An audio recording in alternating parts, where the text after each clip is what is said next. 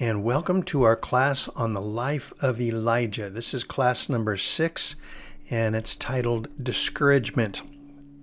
In class, we'll be taking a little bit of time talking about what we learned from Swindoll's book, chapter 7, titled Sure Cure for the Blues. And then we probably will talk a little bit about our Bible memory verse, and I might even see if anybody wants to give a try at reciting all of them. All 3 verses, and other just a few reminders about the final. The point is to recite 3 verses to somebody outside of class. You can recite them all at once, or you can spread them out and recite them one a week if you want. You can recite it to different people. And then you have the people or the person or persons that you recite to sign the final paper, and you can either turn in your paper in class or take a picture of it and email it to me. And don't forget that we did these short little studies on each verse that were intended to help you to memorize them. And those were in weeks 2, 3, and 5. So on we get to our study in 1 Kings. Ahab was known as the most wicked of the northern kings. And with the influence of his wife Jezebel, he had introduced the worship of Baal and Asherah to the northern kingdom of Israel. And God responded by sending Elijah to call for a drought. After 3.5 years, there was a showdown between the gods on Mount Carmel. The prophets of Baal spent the day crying out to their God, but we read there was no voice, no one answered, and no one paid attention. After Elijah repaired the altar of Yahweh, he offered a simple prayer, and fire fell from heaven. And then the prophets of Baal were put to death. Then Elijah prays for rain. And as the rain begins to pour, Elijah and Ahab head back to Jezreel, which is kind of the, what do we call it, a winter capital in the valley of Jezreel. Okay, so chapter 19, verses 1 through 10, we're going to call this Man on the Run. Verse 1.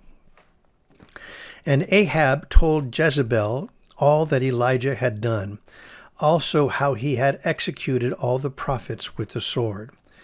Then Jezebel sent a messenger to Elijah, saying, So let the gods do to me, and more also, if I do not make your life as the life of one of them by tomorrow about this time.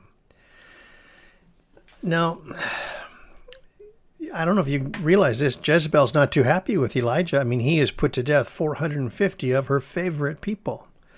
Well, here's our first quiz alert. There's going to be 8 of them today. The first one is this. Number 1 is expect attacks. I think that most of us are aware that the enemy can attack us when we are weak, but he also attacks us when we are strong. Elijah has just been through the greatest victory of his life, defeating the prophets of Baal. 49-yarder. Chris Williams is back. A lot of faith in Sean White. Not a margin of error for Sean White, and he's missed. Williams does bring it out. Does he get a block? Here he goes. Chris Williams is going to do it again. Unbelievable. 117 yards and a back pedal. Just made it to the end zone. I didn't like the ending, but I sure liked the start. His 4th kick return touchdown. The previous play is under review by the command center. Was that knee down before he broke the plane? And we'll take another look here, because I think the issue, or the question, is whether Chris Williams was down before he crossed the goal line. And that knee is down before the ball crosses the plane. After review, the Hamilton player was down at the 1-yard line. It's first down, Hamilton at the 1. So we'll call it a 116-yard return and no touchdown. Can you get over that? I like what the announcer said. I like the way he started. Wasn't too happy about the way he ended. I think sometimes we can celebrate a little bit too early when we have a big victory. You have to learn to run the ball all the way into the end zone. And the end zone is when we get to heaven. So we don't let up until then. Even at what seems to be your strongest moments, you can find yourself attacked. You can still be faced with something that will strike fear in your heart or temptation into your soul. Peter wrote, be sober, Be vigilant, because your adversary, the devil, walks about like a roaring lion, seeking whom he may devour.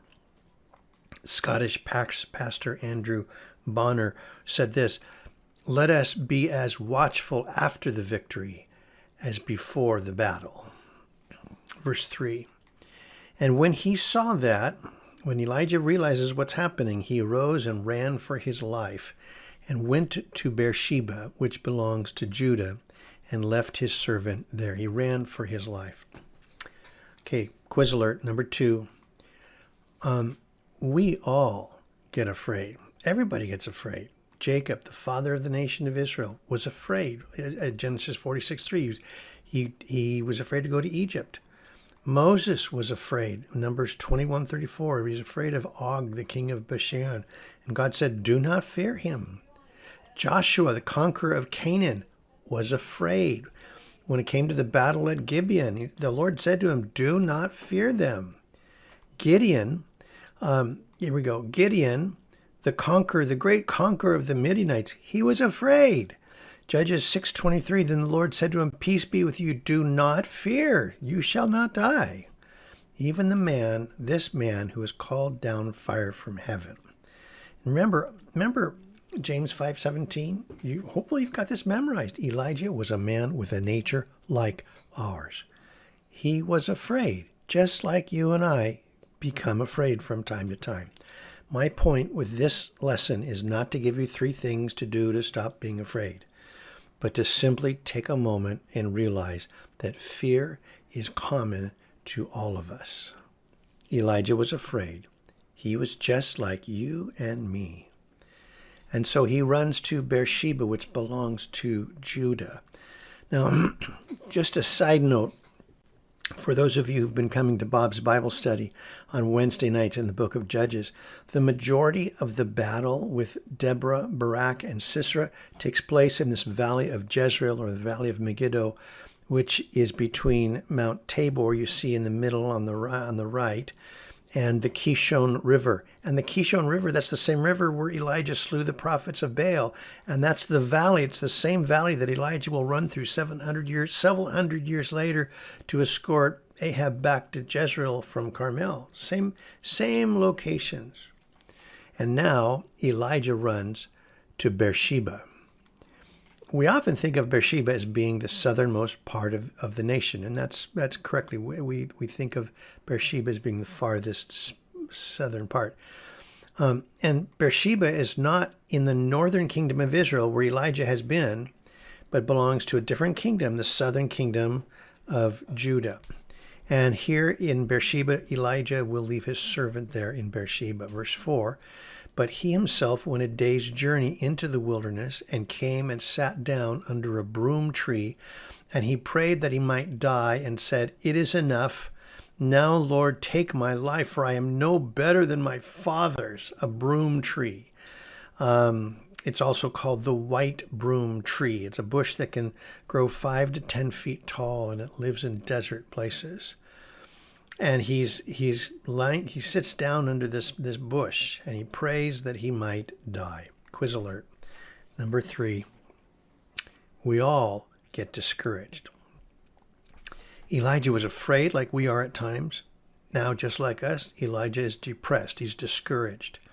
And there's often a connection between fear and depression. I've found that a lot of people struggle from time to time with depression. Maybe even a lot of famous people. Job got depressed. You'd say, well, of course.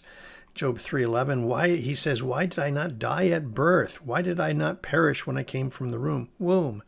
But Moses also got depressed. Numbers 11:14, I'm not able to bear all these people alone because the burden is too heavy for me. If you treat me like this, please kill me here and now, he says to God. Jeremiah got depressed.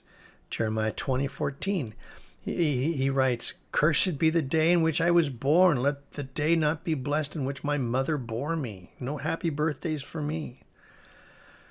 Elijah is one of my heroes, got depressed, and he's called his depression his black dog. If you read about in his memoirs, in his biographies. The great preacher C.H. Spurgeon was known to suffer at times from depression. In the book Lectures to My Students, he has a chapter titled The Minister's Fainting Fits. That's what he calls it, the minister's fainting fits. This is what Spurgeon writes. He says this: "As it is recorded that David, in the heat of the battle, waxed faint, so it may be written of all the servants of the Lord. Fits of depression come over the most of us. Usually, cheerful as we may be, we must at times be cast down.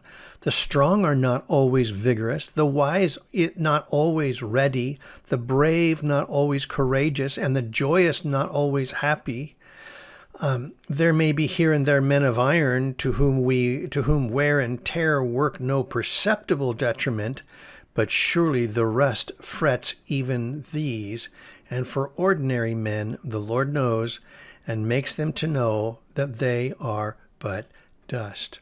He goes on to say, knowing by most painful experience what deep depression of spirit means, being visited therewith at seasons by no means few or far between, I thought it might be consolatory to some of my brethren if I gave my thoughts thereon, that younger men might not fancy that some strange thing had happened to them when they became for a season possessed by melancholy, and that sadder men might know that one upon whom the sun has shone right joyously did not always walk in the light. It is not necessary he's talking about himself, it is not necessary by quotations from the biographies of eminent ministers to prove that seasons of fearful prostration have fallen to the lot of them, if not to the most of them, if not all of them. And then he says, the life of Luther might suffice to give 1,000 instances, and he was by no means of the weaker sort. His great spirit was often in the seventh heaven of exultation, and as frequently on the borders of despair. His deathbed was not free from tempests, and he sobbed himself into his last sleep like a great wearied child. My point in all of this, if you get depressed, you're not alone. We all need encouragement. We all get discouraged. We all need encouragement from time to time. And one of the big influences in my life, the little town I grew up in, Hateville, by the airport in Atlanta, was where Chick-fil-A started. Till I was in high school, we had the only Chick-fil-A on the planet, but Truett Cathy was a big influence in my life. And I remember being a kid, and Truett said to me one time, "Do you know how to tell when somebody needs encouragement?" And I was like, "No, sir, Mr. Cathy." He said, "If they're breathing." He said, "Everybody needs encouragement. It doesn't cost you anything to give it to them." Wow. 60 years later, I remember that. So how many of us are still breathing right now? We probably need encouragement. All of us. We all get discouraged. We all struggle at times. In verse 5, then as he lay and slept under a broom tree, suddenly an angel touched him and said to him, "Arise and eat." The Hebrew word for angel is malach, which means a messenger or a representative. This individual here is a messenger sent from God. God sees Elijah and he has dispatched someone to help him. Let me just say this. You are not alone. You are not alone. And so as he slept under the broom tree, angel touches him and says, "Arise and eat." Here's a quiz alert. This is number 4. I'm going to call it Watch Your Health. Watch your health. Sometimes the answer to our depression isn't a simple one, but sometimes it is. Oswald Chambers wrote, "The angel did not give Elijah a vision or explain the scriptures to him or do anything remarkable. He told Elijah to do the most ordinary thing, to get up and eat." Sometimes depression comes because we've simply been pushing ourselves too hard, and we need to take a break. We need to rest, take a nap. Sometimes depression comes because our diet is off. Blood sugars can be too high, too low. Maybe you need to examine your diet. Maybe lose some weight, and maybe embrace a better diet. Sometimes depression lasts too long because we've taken too long of a break, and it's time to arise, get up, get moving, go for a walk. Breaks are good, but sometimes depression is the thing that's driving you to sleep and withdraw more than you need to. So watch your health. Number 6, it says, then he looked, and there by his head was a cake baked on coals and a jar of water. So he ate and drank and lay down again. Now, scientific research has discovered the actual chemical makeup of this cake. It's made up, I got the recipe here. Flour, white sugar, egg whites, vanilla, cream of tartar, salt. You know what that makes it? It was an angel food cake. Huh? Angel food cake? Okay. No, it wasn't. Verse 7, and the angel of the Lord came back the second time and touched him and said, arise and eat, because the journey is too great for you. The angel of the Lord. And if you notice, it's all caps, the angel of Yahweh. Now, we learn now a little bit more about this specific angel. This phrase, the angel of the Lord, is a specific, unique person in the Old Testament. The language in the Hebrew, Malach Yahweh, is consistent throughout the Old Testament. This is a specific person. He appears in 54 verses throughout the Old Testament. This is just Old Testament, not New Testament. He appeared to Abraham in Genesis 22. He appears to Moses in Exodus chapter 3, to Gideon in Judges chapter 6, and to many others. 54 verses. He appears to quite a few people. We believe that this is none other than an appearance of Jesus Christ in the Old Testament. This is what we call a theophany, God appearing in a human form, and this happens before he takes on human flesh in Bethlehem. When Jesus said in John 8:56, your father Abraham rejoiced to see my day, and he saw it and was glad, well, it's because he'd been there with Abraham. If you look at Genesis 22, he appeared to Abraham. He spent time with Abraham. And now he appears to Elijah. Now, I find it interesting, maybe it's just a coincidence, but I find it interesting that Elijah actually returns the favor, and he shows up in Jesus' day. In Luke 9:28, it says, it came to pass after 8 days, after these sayings, that Jesus takes Peter, John, and James and goes up to a mountain to pray. As he prays, the appearance of his face was altered. His robe became white and glistening. And in verse 30, it says,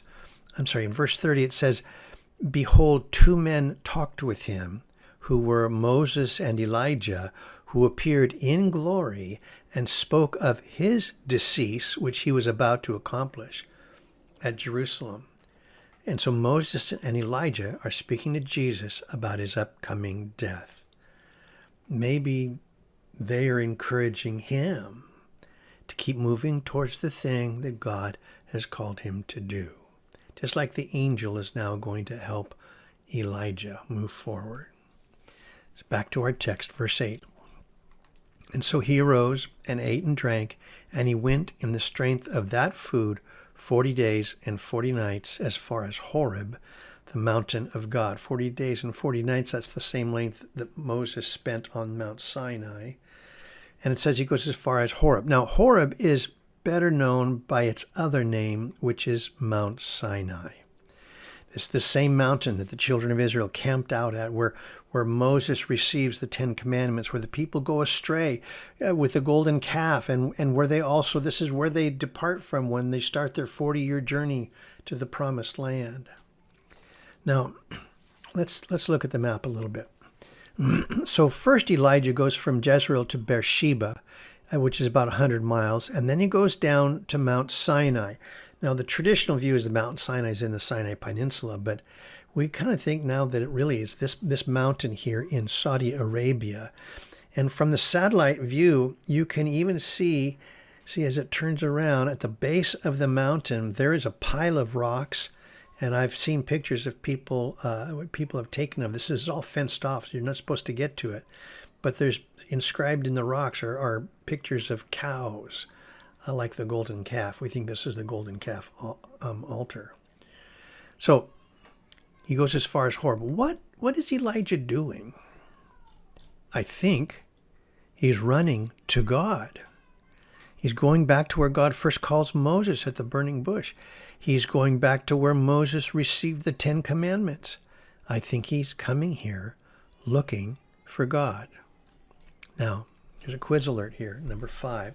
I'm going to call it Time with Jesus. Now, I'm sure that there's probably some who say that Elijah's running from his responsibilities, and you could make that point. I'm not going to argue with that. I see this as Elijah running to God. He needs time with God to be renewed, refreshed, restored.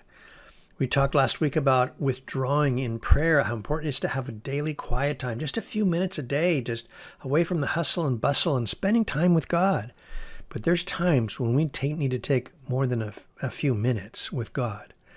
I think this is part of the value of going on a retreat. As a senior pastor, an important part of my year every year was to go to the senior pastors' retreats that Chuck would hold out at Murrieta Hot Springs. Retreats can be a chance to disconnect from the internet, to put our phones down, to listen to God. Hopefully we'll be encouraged by good Bible studies, prayer, wholesome fellowship. I found at times in my ministry that it was important to get away by myself, even just by myself, without retreats, even if just for a few hours. Often it was when a crisis would hit, and I didn't always have somebody around to call or to talk to, and so I'd block out time in my calendar and spend a morning and get away by myself. I didn't run to Mount Sinai, but I tended to go down to Corona del Mar. And it would be early in the morning. Nobody else would be around. It'd be cold, overcast, seagulls squawking, sitting in a beach chair in front of the waves with my Bible in my lap and a pad of paper next to me. It'd be a chance for me to gain fresh vision, to clarify my calling, to get new direction.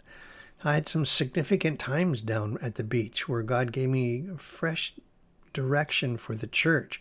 Sometimes no new direction. Sometimes it's just a sense of peace, of just being with God. It may be that you need some fresh direction in your life. Don't neglect the possibility that God may be calling you to spend some extra time with Him. Hebrews 12, verses 1 through 3. Therefore we also, since we are surrounded by so great a cloud of witnesses, let us lay aside every weight and the sin which so easily entangles us, ensnares us, and let us run with endurance the race that is set before us, looking unto Jesus, the author and finisher of our faith, who for the joy that was set before him endured the cross, despising the shame, and has sat down at the right hand of the throne of God.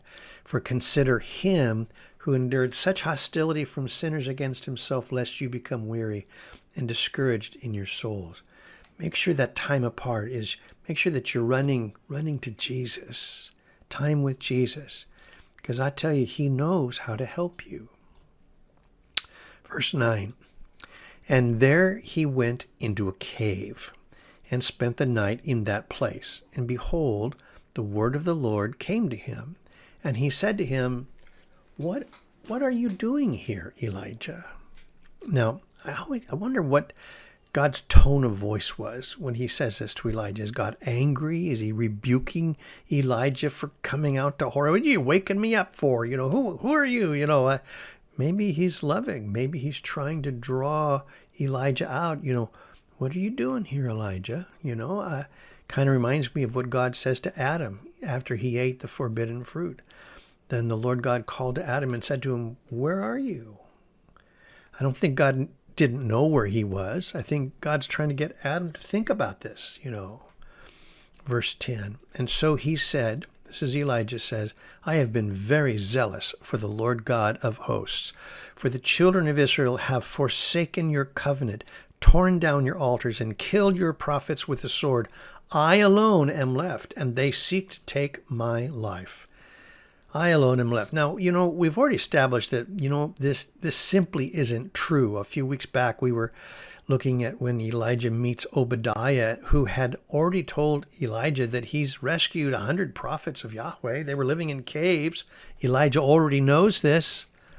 But he kind of embellishes it a little bit. So I alone am left. Now, here's a quiz alert. Quiz alert, this is number 6. Depression distorts truth.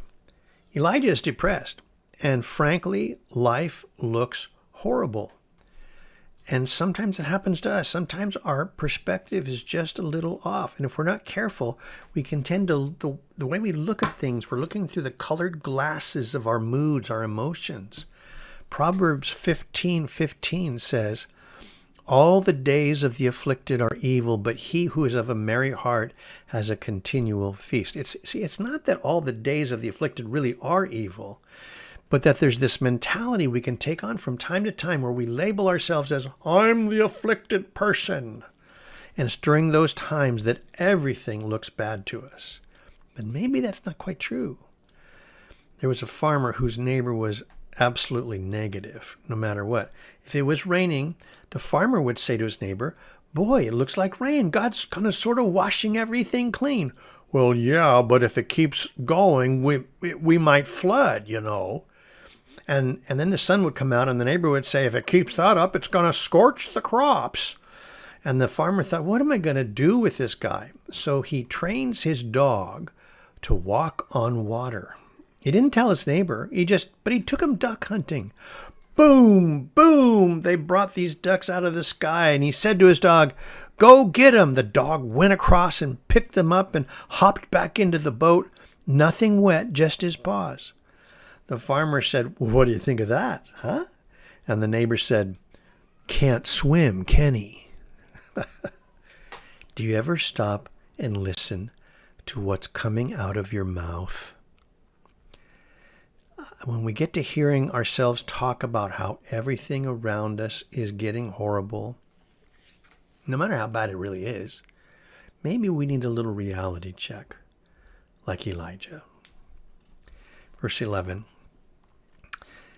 Then he said, God says, go out and stand on the mountain before the Lord. And behold, the Lord passed by, and a great and strong wind tore into the mountains and broke the rocks in pieces before the Lord. But the Lord was not in the wind. And after the wind, an earthquake. But the Lord was not in the earthquake. Verse 12. And after the earthquake, a fire. But the Lord was not in the fire. And after the fire, a still small voice. Now, wind, earthquake, fire. That's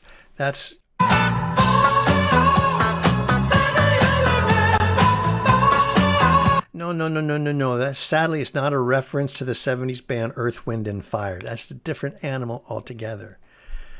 No, but but think about this. Sometimes God is in a fierce wind. God spoke to Job out of the whirlwind.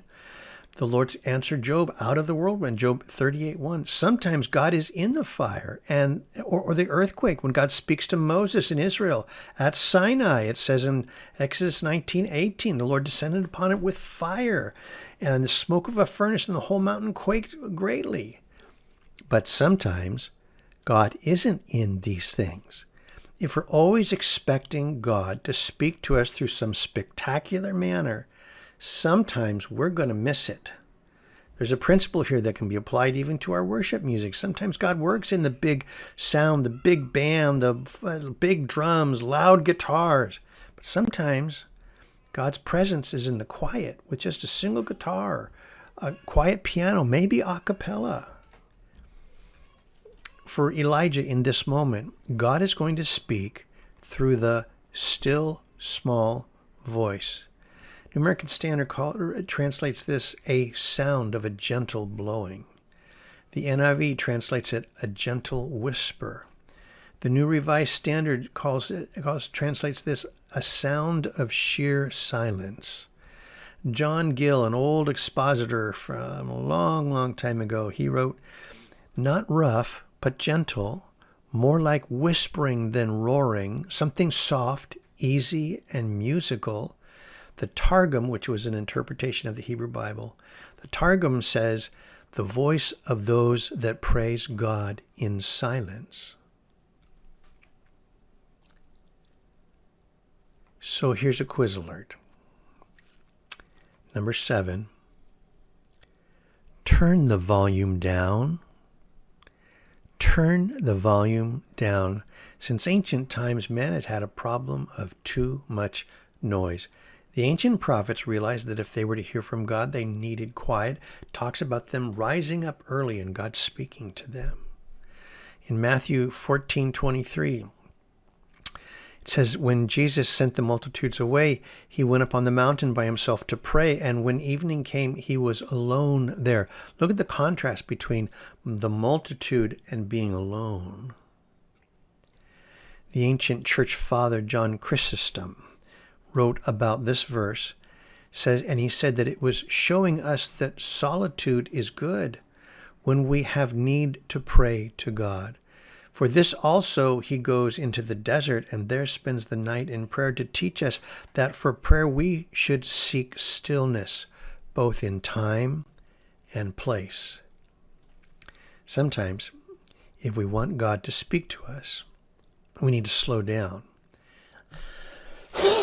Slow down and listen.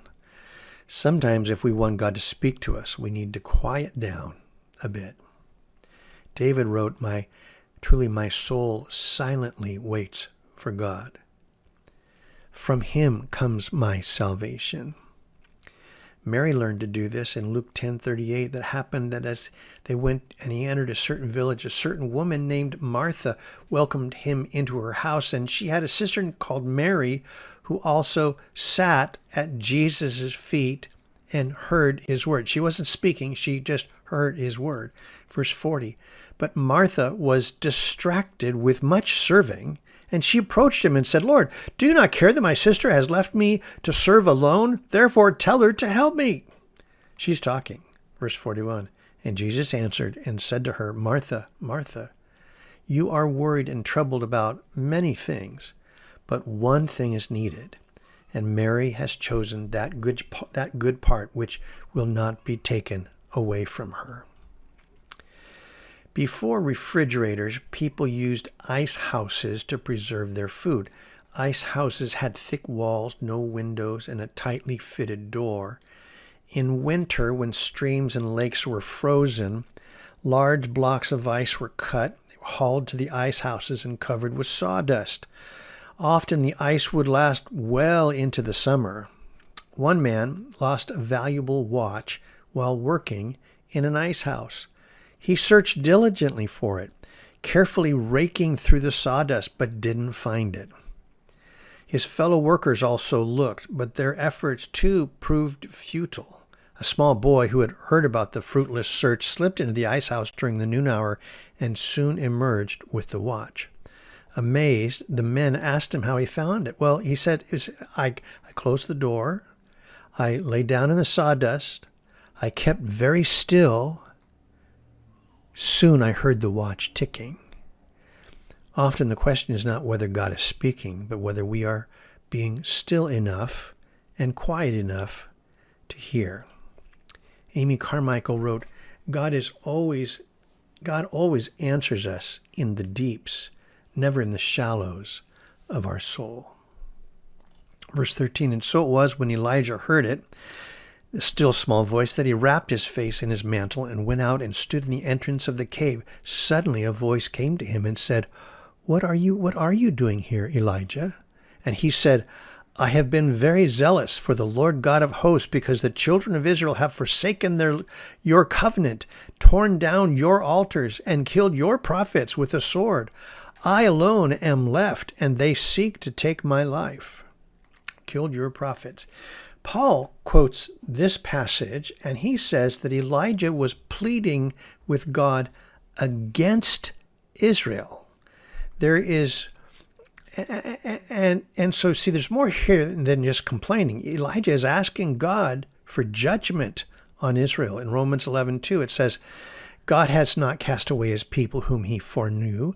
Or do you not know what the scripture says of Elijah, how he pleads with God against Israel, saying, Lord, they have killed your prophets and torn down your altars, and I alone am left, and they seek my life. Now, see, it would be correct to say that Jezebel was after Elijah, but it would be incorrect to say that all of Israel was against him.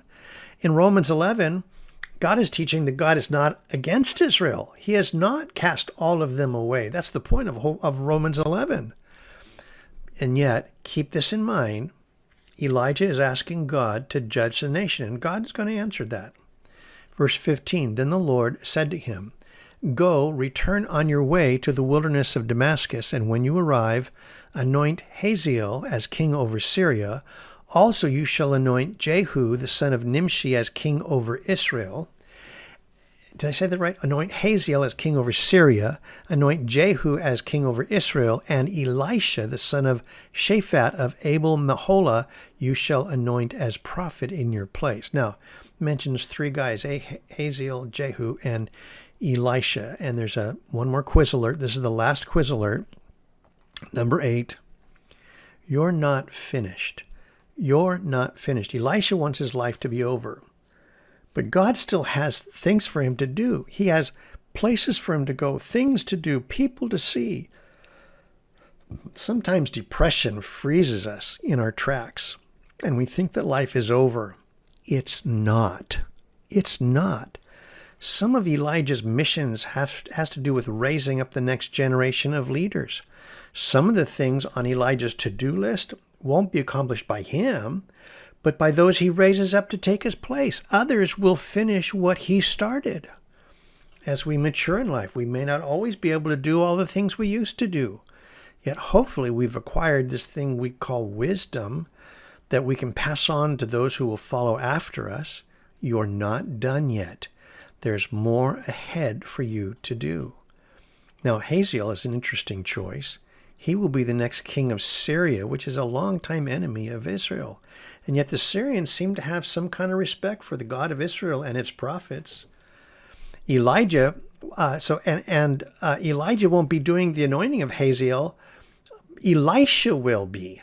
That's interesting. Elijah doesn't actually do this. Now, Jehu's also interesting. He will rule the northern kingdom. He'll take over after Ahab. Elijah won't anoint him either. Elisha will have one of his intern prophets do it. That's in 2 Kings 9.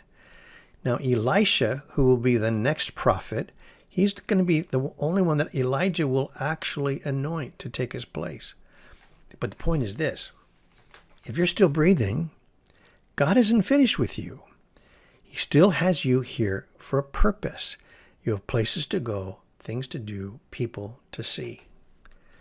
Verse 17, it shall be that whoever escapes the sword of Hazael, Jehu will kill, and whoever escapes the sword of Jehu, Elisha will kill. So God will be bringing judgment to Israel, just as Elijah has been asking for, but it's not going to be Elijah's job. These three men will be instrumental in eradicating the worship of Baal in the northern kingdom of Israel. Verse 18, God says, yet I have reserved 7,000 in Israel, all whose knees have not bowed to Baal, and every mouth that has not kissed him. 7,000 in Israel. So Elijah's not alone, not like he thinks. You too are not alone. You're not alone.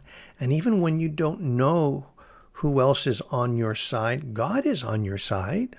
He will never leave us nor forsake us. He's for us. He's not against us. Psalm 27:10 says, when my father and my mother forsake me, the Lord will take care of me. God's on your side. Chapter 19, verse 19. We're going to call this last passage Finding Elisha. I'm not going to spend a lot of time on this paragraph because I want to spend a little more time on it when we talk about Elijah raising up a successor, which is our last class. That's in a couple of weeks. So verse 19, so he departed from there and found Elisha the son of Shaphat, who was plowing with 12 yoke of oxen before him, and he was with the 12th. And Elijah passed by him and threw his mantle on him. Now, so he found Elisha. Elisha is from the town of Abel-Meholah, which means meadow of dancing. And Abel-Meholah is along the Jordan River, and it's 260 miles north of Mount Sinai, where Elijah is at the moment. So he's got a little ways to go to get there. And he's plowing with 12 yoke of oxen. So the family, Elisha's family, apparently owns 12 set of oxen with 12 plows.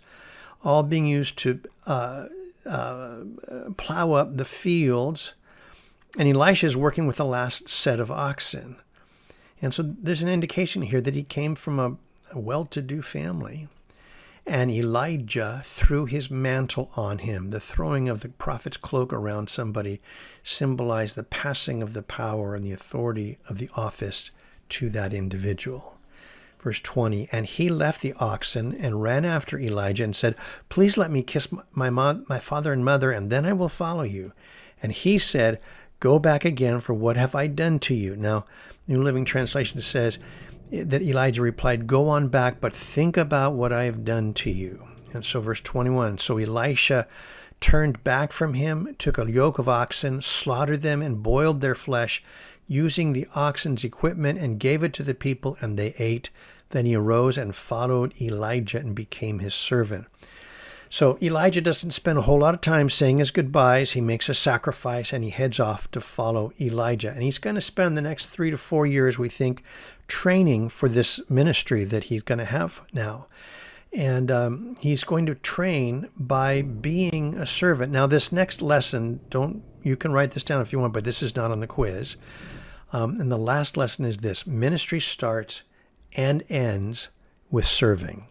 Elisha will start his ministry by being a servant, but it never really changes. It's always about being a servant. Mark 10:45, for even the Son of Man did not come to be served, but to serve and to give his life a ransom for many. Okay, that's the end of our study. For those of you who are watching online, here's the quiz. There are 8 things. You can pause it here and take a screenshot, or pause it and write them all down and then email me the answers. And for your homework, you're going to want to read chapter 8, When God Says Enough. If you want, you can read chapter 9 because we're not going to really cover it. But I want you to read chapter 8 and work on James 5, verses 16 through 18. And if you want to do your final, you can go ahead and do it, or do as much as you can and do a little more the next week. And so with that, let me first pray. So Jesus, I pray for each one that's watching. I pray, Lord, that you would be speaking to them, helping them to take a step back and hear your voice. I pray for those that are discouraged, Lord, that they would realize that you are for them, you're not against them, and that maybe things aren't quite as bad as they're thinking it is. Oh God, touch your people. Help us to follow you. Help us to serve you. Thank you. And now I pray that the Lord would bless you and keep you, that the Lord would make his face shine on you and be gracious to you. I pray that the Lord would lift up his countenance on you and give you his peace. Amen.